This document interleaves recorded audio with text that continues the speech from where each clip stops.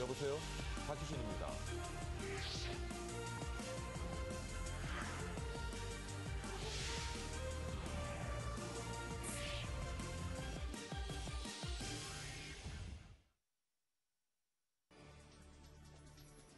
머니24 헤드라인입니다. 경제개혁안 발표를 앞둔 스페인이 지방정부의 구제금융과 조기 총선 선언으로 흔들리는 모습을 보이고 있습니다. 중국 경제 침체에다 중일 간 영토 대립까지 맞물리며 차이나 리스크가 세계 증시와 경제에 악영향을 끼치기 시작했습니다. 그리스에서 수만 명의 국민들이 정부의 임금 삭감과 긴축 조치에 항의해 시위를 벌이고 있습니다. 경제 전문가들은 김중수 한국은행 총재가 주재한 경제동향 간담회에 참석해 유로 지역 재정위기의 영향으로 올해 선진국과 신흥시장국 경제가 모두 부진할 것이라고 예상했습니다. 웅진그룹 계열사인 극동건설이 주 채권은행인 신한은행에 어음 150억 원을 갚지 못해 최종 부도 처리됐습니다. 세계 3대 신용평가사를 비롯한 모든 기관들이 한국 경제 성장률 전망치로 올해 2%대, 내년에는 3%대를 전망했습니다. 반면 정부의 예산을 편성하며 올해 성장률을 3.3%, 내년엔 4%를 전망해 지나치게 낙관적이라는 지적이 제기됐습니다.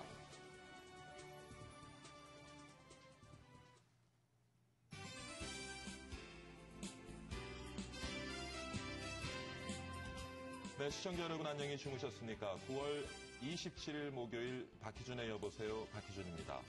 재계 38위 극동건설이 어제 결국 최종 부도를 내고 법정 관리에 들어갔습니다.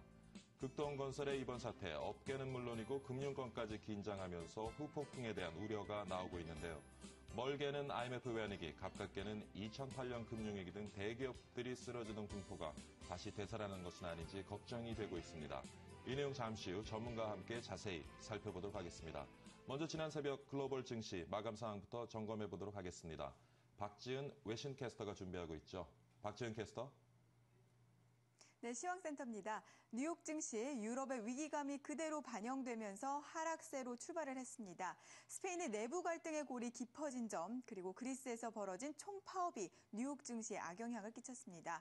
미국의 8월 신규 주택 매매 건수가 발표됐습니다. 2년 만에 최고치를 기록하면서 지표 자체는 긍정적으로 받아들여졌지만 증시에는 그다지 영향을 끼치지 못한 모습입니다. 뉴욕 증시 자세한 지수 보시겠습니다. 다우 지수 0.33% 내려가서 13,413에서 거래를 마쳤고요. 나스닥 지수 그보다 낙폭이 조금 더 컸습니다. 0.78%, 24포인트 떨어져서 3,093.7을 기록했습니다. S&P 500 지수 역시 파란불을 켜면서 하락했습니다. 0.58% 내려가서 1,433.32로 장을 마감지었습니다. 다음으로 유럽 보시겠습니다. 유럽 주요 증시들 2달 만에 가장 큰 하락폭을 보이면서 추락했습니다. 그리스와 스페인 불안감으로 일제히 급락을 면치 못했는데요. 전날 플로서 필라델피아 미 연준 총재의 발언, 그리고 스페인의 전면 구제금융 신청이 늦춰질 것이라는 소식이 악재로 작용을 했습니다. 또한 스페인에서 벌어진 시위, 그리고 그리스의 총파업 등도 역시나 직접적으로 영향을 끼쳤습니다. 얼마나 떨어졌는지 살펴보겠습니다. 영국 FTSE 지수 1.61%나 떨어지면서 5,768을 기록했고요. 독일 닥스 지수 2% 넘게 급락하면서 7,276.52를 나타냈습니다. 마지막으로 프랑스 까크 지수는 3% 가까이 폭락하는 모습을 보이면서 3,414에서 거래를 마쳤습니다. 마지막으로 아시아 살펴보겠습니다. 어제 마감한 아시아 지역 주요 증시. 파란불을 켜면서 대체로 하락하는 모습을 보였습니다. 유럽의 각종 악재들과 중국 경제의 성장 둔화, 그리고 일본과의 영토 영유권 분쟁이 겹쳐서 전날 약세 흐름을 이어가는 모습을 보였습니다. 오는 30일부터 시작되는 긴 국경일 연휴도 영향을 끼친 것으로 보입니다. 자세하게 살펴보겠습니다. 일본 니케이 지수 2.11%나 떨어졌네요. 8,906에서 장을 마쳤고요. 중국 상해종합지수 역시나 큰 폭으로 하락했습니다. 1.27% 떨어져서 2004.17을 기록했습니다. 마지막으로 홍콩 항생지수 0.84% 떨어진 25,500선에서 거래를 마쳤습니다. 지금까지 시황센터였습니다. 네, 박지은 외신캐스터와 함께 글로벌 마감 시황 살펴봤고요. 머니국의 서현한 기자 연결해서 관련 내용 자세히 한번 분석해 보도록 하겠습니다. 서현한 기자. 네, 머니국입니다. 뉴욕 증시는 혼조 양상을 보이면서 출발했습니다. 그러나 스페인과 그리스의 소식이 전해지면서 하락세가 확대됐습니다.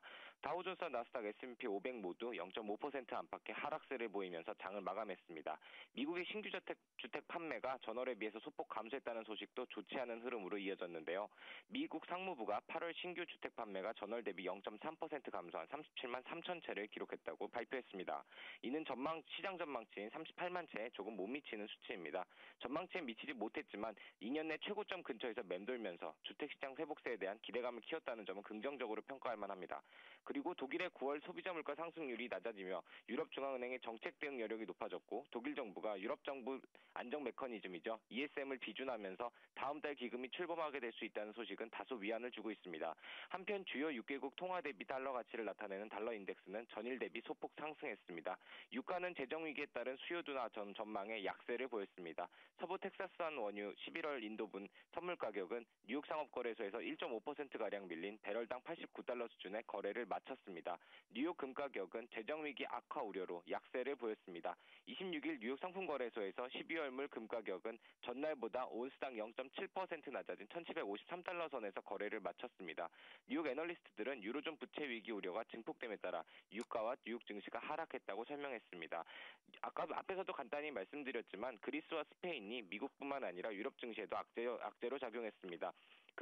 그리스와 같은 경우 긴축 재정에 반대하는 대규모 시위로 지난 2월 이래 처음으로 총파업에 들어가는 등 굉장히 혼란스러운 분위기입니다.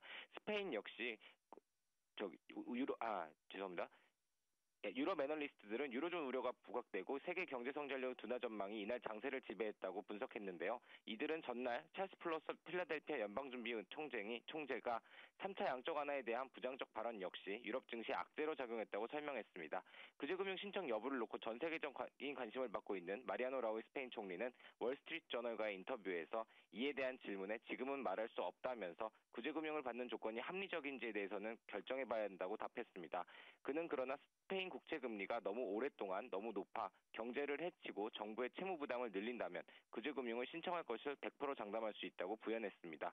시장은 스페인이 구제금융을 신청하는데 미온적인 자세를 보이며 유로존이 더 큰 문제에 빠질까봐 전전긍긍하고 있는 모습인데요. 카탈루냐의 아르투르 마스바는 전날 의회에서 오는 11월 25일 조기 선거를 실시하자고 요구하고 나섰습니다. 이는 재정 위기를 겪는 스페인으로부터 독립 여부를 묻는 사실상의 국민투표로 해석됩니다. 이날 스페인은 이 같은 혼란 속에 10년 만기 국채 수익률이 연 6%를 넘는 급등세를 나타냈습니다. 그리스 역시 공공부문과 민간 부문 노총의 24시간 파업으로 전국이 마비됐습니다. 이날 노총은 그리스 정부의 긴축 재정을 거부하며 임금 동결을 요구하고 나섰습니다. 그리스 정부는 올해 재정의 약 25% 수준인 115억 유로 규모를 2014년까지 줄여야 하는데요. 공공부문 임금과 인력 감축, 연금 축소 등 재정 축소가 불가피한 상황입니다. 지금까지 글로벌 마감 시황이었습니다. 네, 다음 소식입니다. 내년도 예산안과 경제개혁안 발표를 놓고 스페인 정국이 요동치고 있습니다.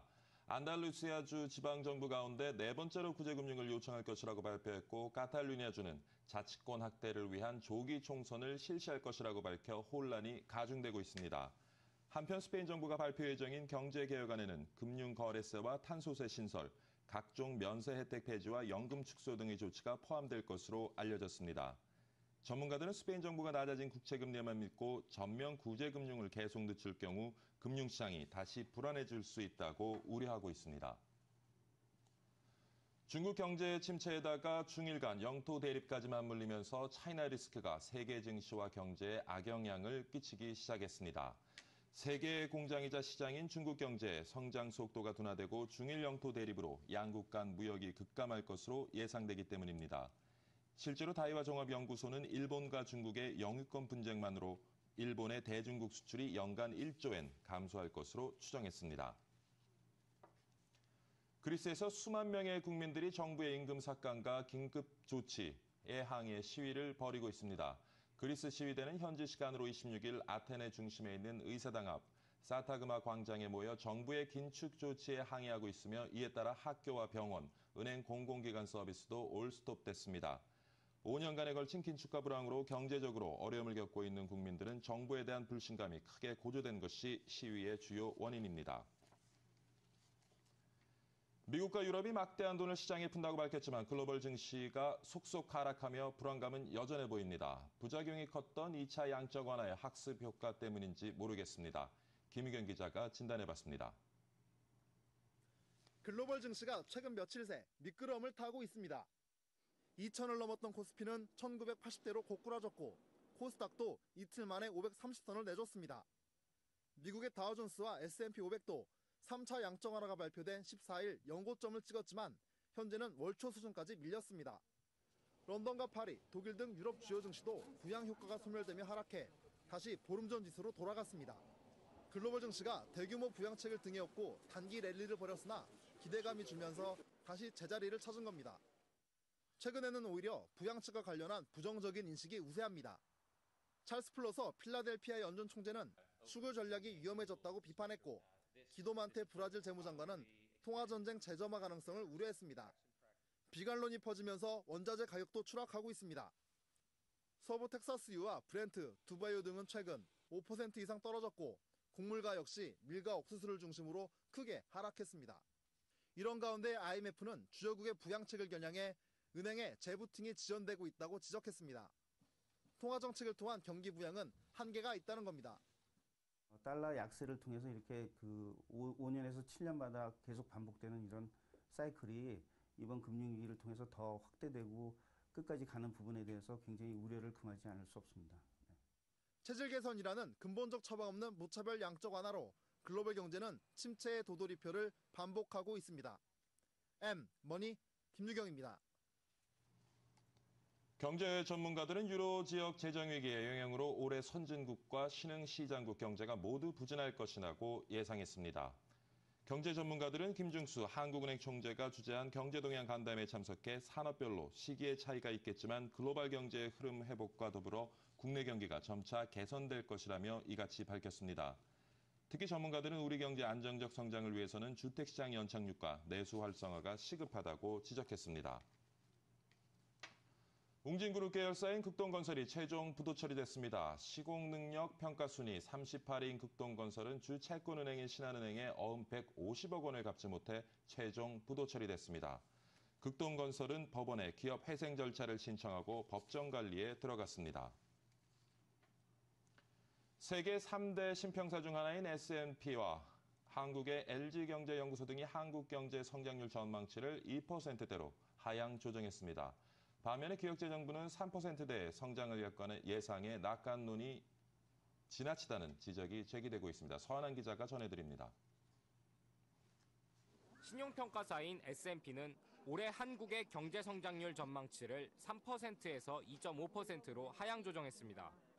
중국의 경기 둔화와 유로존 위기 장기화, 미국의 더딘 경기 회복세를 이유로 꼽았습니다. 세계 3대 신용평가사를 비롯해 모든 기관들이 한국 경제 성장률을 올해 2%대, 내년 3%대로 일제히 하향 조정했습니다.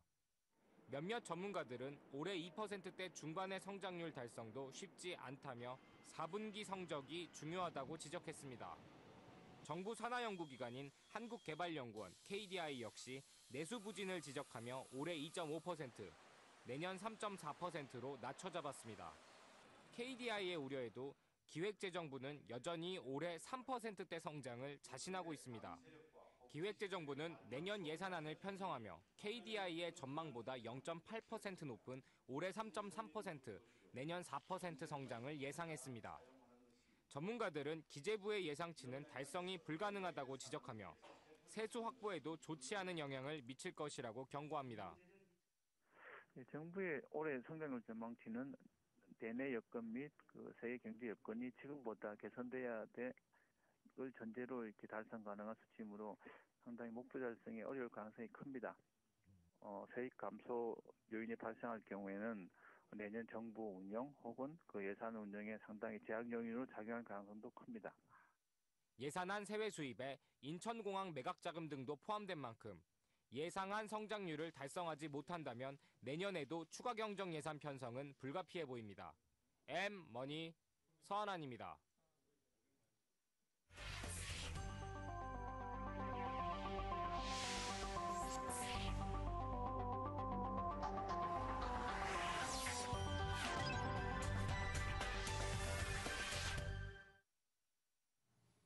네, 오늘의 이슈 짚어보도록 하겠습니다. 윤석금 웅진그룹 회장이 알짜 계열사인 웅진코웨이 매각에 이어 결국 2007년 6월에 인수한 극동건설까지 포기했습니다. 어제 날짜로 극동건설의 법정관리를 신청했는데요. 부도 뒤 법정관리 신청이라는 결정으로 업계는 물론이고 금융권도 지금 단단히 긴장하고 있는 모습입니다. 이번 사태가 건설업계 전반의 연쇄 부도로 이어지지 않을까 하는 시각도 있습니다. 이번 사태가 벌어진 배경 그리고 그 후폭풍에 대해서 한번 살펴보도록 하겠습니다. 대한건설협회 박흥순 SOC 주택실 총괄실장 전화 연결돼 있습니다. 안녕하십니까, 실장님? 예, 안녕하세요. 저 박흥순입니다. 네. 극동건설 법정관리까지 가게 된 배경이 무엇인지 궁금한데요. 지금 사정이 어느 정도로 안 좋은지요? 일단 먼저 그 소문만 있던 극동건설이 법정관리를 가게 돼서 몹시 당황스럽습니다. 예. 극동건설은 작년에도 약 2,100억 정도 영업손실을 보았고요. 올 상반기에도 이익이 났다고 얘기하지만 실질적인 영업손실은 영업은 손실이 났었습니다.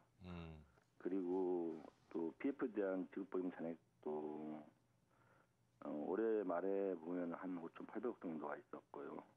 또한 신용 등급도 굉장히 안 좋은 마이너스 트리플 B 정도였기 때문에 실제로 시장에서 회사채를 통해서 자금 조달도 힘든 상황이었습니다.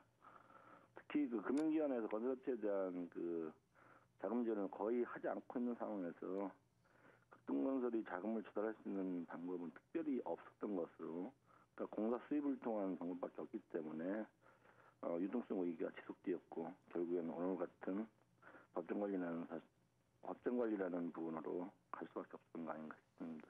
그렇군요. 최근까지도 윤석금 회장이 극동건설을 살리기 위해서 개인 주식까지 증여하면서 회생에 전력을 다한 것으로 알고 있는데 결국 무리라고 판단된 것이겠죠? 아마 그런 것 같습니다. 일단 웅진이 2007년도에 극동건설을 좀 인수했는데 예. 외환위기 이전 2008년 위기지만 사실상 건설업계의 침체, 부동산 침체가 2007년도부터 시작됐다고 봐야 됩니다.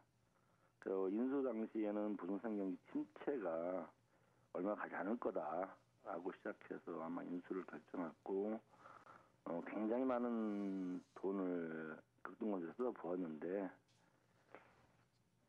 결국에는 예상치 못했던 부동산 경기 침체가 좀 됐던 것으로, 그래서 이 극동건설을 더 이상 지원하다가는 전체 그룹에 대한 부분들도 문제가 있을 것이다, 이런 판단이 됐던 것 같습니다. 네. 극동건설의 법정관리로 웅진그룹은 적자에 허덕이는 계열사를 정리하는 동시에 4천여억 원의 은행빚을 털 수 있게 됐는데 이에 대해서 또 시장에서는 도덕적 해이를 비판하는 시각도 있습니다. 이 부분에 대해서 실장님은 어떤 시각을 가지고 계시는지요? 일단 그런 꼬리 자르기라는 예. 어떤 도덕적 해이라고 비판한 분들도 있습니다만, 그동안 웅진이 건설을 인수해서 수천억 대의 자금을 지원해갖고 살려고 노력을 했는데 지금 와서 법정관리를 간다고 해서 이걸 도덕적 해이다라고 비판하기는 좀 없지 않을까 싶습니다. 예. 다만 우리 건설업계 측면에서 말씀을 드려보면은 일단 정부는 올해 8월달에 워크아웃 기업들에 대한 가이드라인을 좀 마련해서 워크아웃 기업들을 지원하겠다고 발표했는데 이번에 극동이 워크아웃을 거치지 않고 바로 이 법정관리를 선택했다는 부분에 대해서는 좀 안타깝게 생각을 합니다. 그렇군요. 지나친 사업 다각화를 꾀하다가 결국에 경기가 안 좋아지면서 지금 어려움을 겪고 있는 것이 아닌가 그런 생각이 듭니다. 네. 극동건설이 국내에서 다수의 사업장을 운영해온 만큼 당장 협력사는 물론이고 지금 분양 중인 사업장 등에도 피해가 클 것으로 예상이 되는데 어느 정도 피해가 예상되고 있는지요? 일단 극동건설의 전체 수주 잔량이 한 약 3조 원 정도 됩니다. 예. 그리고 또 아파트 사업을 벌이고 있는 게 한 12개 정도가 되고요. 그래서 약 한 5천 세대 정도의 어떤 피부장자에 대한 피해가 있을 텐데 실제로 지금 주택 사업은 대한주택에서 다 보증을 하고 있고 대체 시공을 할 수 있기 때문에 입주자 피해는 크게 없을 겁니다. 예. 특정 단지에서 한두 개 단지에서 입주 지연이 좀 있을 수는 있겠지만 우려만큼은 아닌 것 같고요. 예.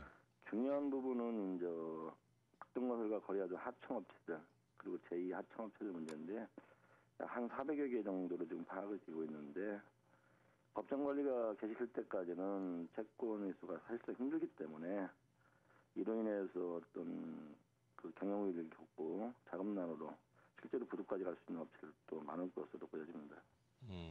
결국에는 뭐 조금 전에 말씀하신 것처럼 약 400여 개의 하청업체가 부도에 갈 수 있을 만큼 경영에 어려움을 겪을 것이다. 네. 심각한 문제군요. 지금 웅진홀딩스도 또 법정 관리를 갔는데 왜 법정 관리를 신청하게 된 건지 그 배경 설명을 좀 부탁드립니다. 저도 뭐 웅진그룹에 대해서는 뭐 자세히 제가 모르기 때문에 예. 이 부분에도 답변을 하기에 참 힘들 것 같은데요. 예. 다만 이제 국내 아파트 등 개발 사업 대규모 개발 사업을 하기 위해서는 그 PF가 반드시 필요합니다. 예. 근데 실제로 웅진건설의 신용이 다른 대형 건설업체보다 이제 떨어지기 때문에 아마 금융권에서는 웅진그룹 자체, 즉 웅진홀딩스도 같이 지급보증을 요구했을 것이고 결국에는 웅진홀딩스와 극동건설이 지급보증이 서로 얽히면서 예. 결국에는 한 업체만 법정관리를 가게 되는 경우에 다른 웅진홀딩스도 사실상 경영이 쉽지 않을까. 그래서 아마 이걸 함께 법정관리를 갔다고 저는 생각을 하고 있습니다. 그러니까 더 이상의 그 그룹 계열사들의 영향이 미치지 않도록 하기 위해서 어떤 네네. 차단하는 의미가 있었다고 보시는 거군요. 예. 사실 지금 올해 들어서만 기업 개선작은 이제 우리가 워크아웃이라고 하는데요. 워크아웃을 진행한 기업들이 지금 상당수 되지 않습니까? 최근에는 뭐 지금 보면 업계 한 13위, 쌍용건설도 유동성 위기를 겪고 있는 것 같고요. 네네. 앞으로 금융권의 대출 조이기 등으로 지금 쓰러지는 건설사들이 많아지지 않을까 우려가 있는데 어떻게 보십니까, 실장님? 예, 실제로 뭐 올해 우리 상위 100대사 중에서 극동건설을 포함해서 6개 업체가 새로 법정관리를 가져갑니다. 네. 그래서 현재 한 법정관리가 10개 그리고 또 워크아웃이 11개가 있고요. 예. 또 대전 협약이라고 해서 금융기관과 협약을 맺은 업체가 4개가 있습니다. 약 100의 업체 중에서 30% 정도가 어려움을 겪고 있는 건데요. 예. 이 어려움은 특히 과거 쭉 돌아보면은 현재의 어려움이 아니고 2008년도부터 계속 사실 되어온 겁니다. 예. 그래서 워크아웃이나 법정관리업체는 2009년도부터 급증을 하기 시작했고요. 그러한 부동산 어려움이 계속 지금까지 되면서 또 앞으로 부동산 경기 회복되지 않는다면은 일부 업체들의 추가적인 법정관리나 워크아웃은 뭐 있을 것으로 보입니다. 그렇군요. 다만 이제 우리 금융기관이나 시중에서 뭐 얘기하는 뭐 줄부상이라든가 예. 이런 부분은 아닐 거 아닌가. 예. 예를 들어서 지금 이제 건설업체들이 부도 원인이 이제 PF에 대한 지급보증인데 예. 지급보증 잔액이 상당수 많이 줄었습니다. 제가 통계를 보니까 2010년도에 약 50조 원 정도의 지급보증들이 있었는데 예. 금년 6월 오면 한 37조 원 정도로 약 한 20% 이상 많이 줄었고요. 예. 또 건설업체들이 할인 분야 연행을 통해서 부실사업청을 좀 털어내고 있기 때문에 예. 우려할 만큼의 확산은 되지 않을 것이다 이렇게 생각합니다. 예. 실장님, 좀 시간이 한 30초 정도 남았는데요. 네네. 지금 건설업계 전반 겪고 있는 자금난, 유동성 위기 어떤 대책이 필요한지 간단하게 한마디만 해주시죠. 일단은 간단하게 말씀드리면은 저축은행들의 개별 행동, 예. PF 대상 개별 행동을 좀 지양해줬으면 좋겠습니다. 무절제한 제2금융권의 대출을 좀 자제해야 되겠다 그런 말씀이신 것 같습니다. 그렇습니다. 예, 네. 오늘 아침 이른 시간에 전화 연결 감사드립니다, 실장님. 예, 감사합니다. 수고하셨습니다. 네, 박웅승 대한건설협회 SOC 주택실 총괄실장과 함께 최근 문제가 되고 있는 극동건설 워크아웃에 관련된 말씀 나눠봤습니다.